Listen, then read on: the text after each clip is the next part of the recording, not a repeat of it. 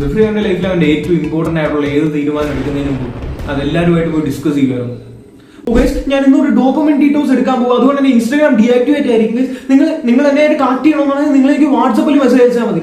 Come on Jeffrey, just stop being a fucking pussy. No one literally cares what you do. Soman അവന്റെ ലൈഫിൽ അവൻ എടുത്തുകൊണ്ടിരുന്ന ഓരോ ഡിസിഷൻസും അവൻ കംപ്ലീറ്റ് ആയിട്ട് അവന്റെ ഇത് വെച്ച് എടുത്തുകൊണ്ടിരുന്നത്. അവന്റെ ലൈഫിൽ ചെയ്തുകൊണ്ടിരുന്ന ഓരോ ആക്ഷൻസും അവൻ എടുത്തുകൊണ്ടിരുന്ന ഓരോ തീരുമാനവും അവൻ കംപ്ലീറ്റ് ആയിട്ട് അവന്റെ ഒരു പെർസ്പെക്റ്റീവ് അനുസരിച്ച് ചെയ്തുകൊണ്ടിരുന്നത്. അവൻ ഒരിക്കലും അത് വേറെ ഒരാളുടെ അടുത്ത് ചെന്ന് അതിനെപ്പറ്റി സംസാരിക്കാൻ നിൽക്കാറില്ല. കാരണം അവൻ അറിയായിരുന്നു അവന്റെ ഒരു ഗോൾസിനെ പറ്റിയിട്ട് വേറൊരാളുടെ അടുത്ത് പറഞ്ഞു കഴിഞ്ഞാൽ അയാൾ ഒരിക്കലും അവന്റെ ഗോൾസിന് കൊടുക്കുന്ന ഒരു ഇമ്പോർട്ടൻസ് അതിന് കൊടുക്കാൻ പോകുന്നില്ലെന്ന്.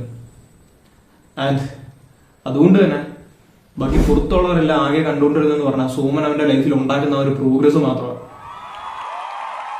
നീ ഇപ്പൊ ഈ ഒരു വീഡിയോയിൽ ക്ലിക്ക് ചെയ്തിട്ടുണ്ടെങ്കിൽ എനിക്കറിയാം നീ നിന്നോട് തന്നെ കുറെ പ്രാവശ്യം ചോദിച്ചിട്ടുള്ള ചോദ്യങ്ങളായിരിക്കും ഇത്.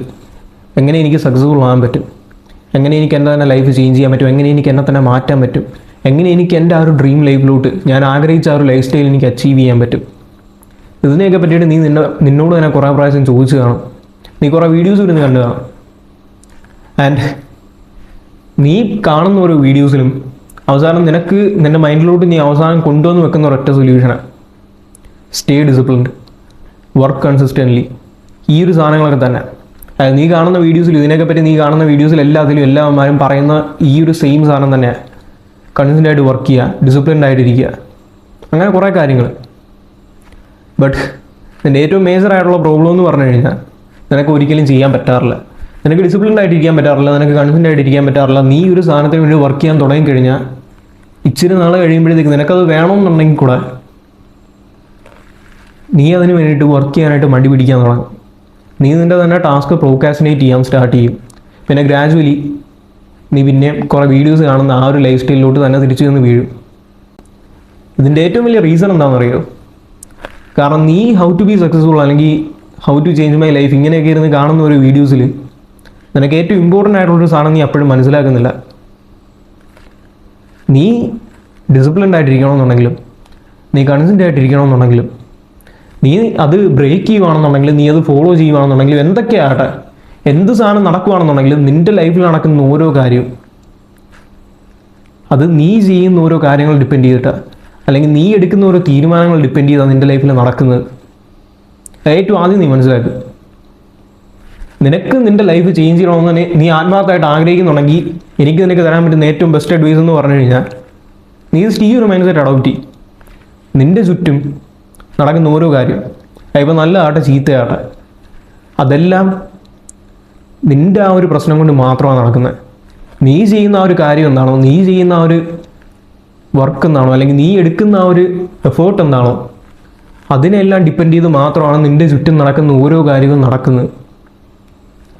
ആ ഒരു മൈൻഡ് സെറ്റ് നീ അഡോപ്റ്റ് ചെയ്ത് കഴിഞ്ഞിട്ടുണ്ടെങ്കിൽ പിന്നെ നിനക്ക് നിൻ്റെ ചുറ്റും നടക്കുന്ന കാര്യങ്ങൾ മാറ്റണമെന്നുണ്ടെങ്കിൽ നിനക്ക് ആകെ അവിടെ ഉള്ള ഓപ്ഷൻ എന്ന് പറഞ്ഞു കഴിഞ്ഞാൽ നിന്നെ തന്നെ മാറ്റുക എന്നുള്ളതാണ്. നീ ആ ഒരു സാധനം അഡോപ്റ്റ് ചെയ്യാത്തപ്പോഴെന്നാണ് നിൻ്റെ ലൈഫിൽ ഓക്കെ ഞാൻ കൺസിസ്റ്റൻ്റ് അല്ല, ഞാൻ ഡിസിപ്ലിൻഡ് അല്ല, നീ ഇന്ന് ജിമ്മിൽ പോകണമെന്ന് വിചാരിച്ചു, ഇന്ന് വൈകുന്നേരം 5 മണിക്ക് നീ ജിമ്മിൽ പോയിട്ട് 7:30 ആകുന്നതിന് മുന്നേ തിരിച്ച് വീട്ടിൽ എത്തണമെന്ന് വിചാരിച്ചാണ് പ്ലാൻ ഇട്ടത്.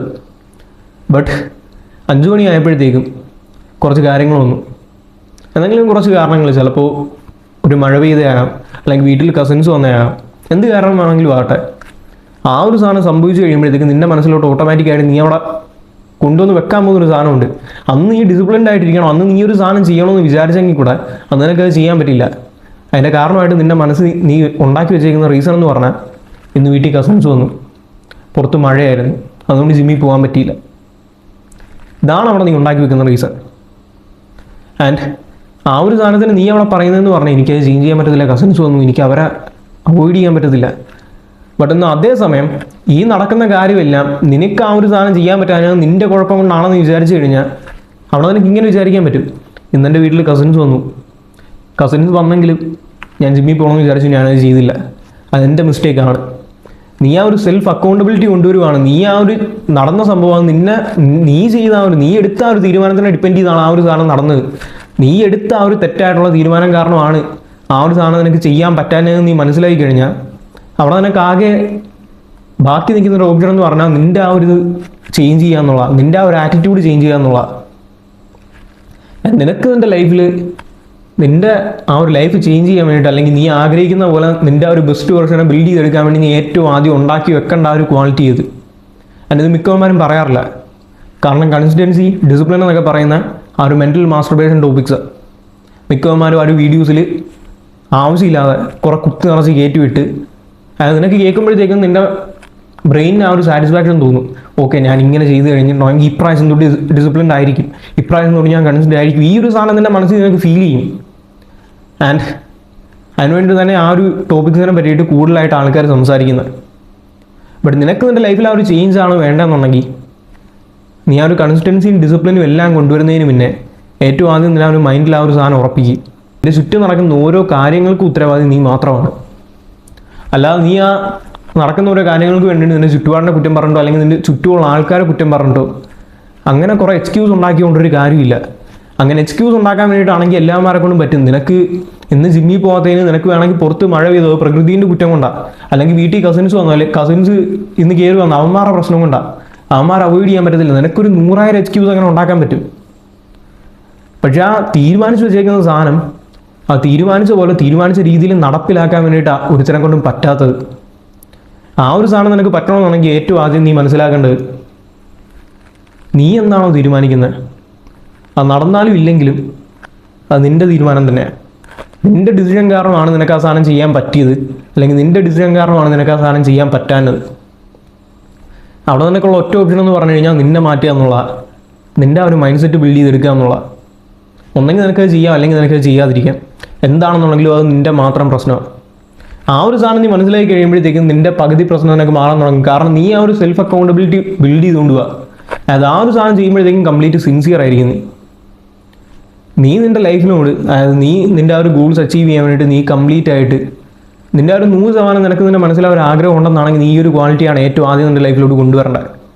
ഈ ഒരു സാധനം നിനക്ക് കൊണ്ടുവരുമ്പോഴത്തേക്കും നിനക്ക് പിന്നെ വീഡിയോ കൊണ്ട് മോട്ടിവേഷൻ ഉണ്ടാക്കി, ഡിസിപ്ലിൻ ഉണ്ടാക്കി, കൺസിസ്റ്റൻസി ഉണ്ടാക്കി ഇങ്ങനെ ഇറങ്ങി ഒരു സാധനത്തിന് വേണ്ടി വർക്ക് ചെയ്യേണ്ട ആവശ്യം വരത്തില്ല. നിൻ്റെ മനസ്സിൻ്റെ ഉള്ളിൽ നിന്ന് തന്നെ നിനക്ക് ആ ഒരു ഡ്രൈവ് ഉണ്ടാവും. എനിക്ക് ആ ഒരു സാധനം വേണം, എൻ്റെ പ്രശ്നം കൊണ്ടാണ് എനിക്ക് അച്ചീവ് ചെയ്യാൻ പറ്റാതെ, ഞാൻ എന്നെ തന്നെ മാറ്റി ഞാൻ ആ ഒരു സാധനം അച്ചീവ് ചെയ്തിരിക്കും. ഇന്നെനിക്കൊരു മിസ്റ്റേക്ക് പറ്റി, ഞാൻ അടുത്ത ദിവസം ആ സാധനം തിരുത്തും. ഈ ഒരു സാധനം നീ ഉണ്ടാക്കിക്കൊണ്ട് വരികയാണെന്നുണ്ടെങ്കിൽ ഞാൻ 100% ഗ്യാരണ്ടീഡ് ആയിട്ട് പറയുക, നീ നിൻ്റെ ലൈഫിൽ ആ ഒരു പ്രോഗ്രസ് ഉണ്ടാക്കും. നീ ഇത്ര നാൾ നിനക്ക് നോക്കിയിട്ട് പറ്റാന പ്രോഗ്രസ് നീ ജസ്റ്റ് ഈ ഒരു ചെറിയ മാറ്റം നിൻ്റെ ലൈഫിൽ കൊണ്ടുവന്നു കഴിഞ്ഞാൽ നിനക്ക് ഈസി ആയിട്ട് ഉണ്ടാക്കാൻ പറ്റും.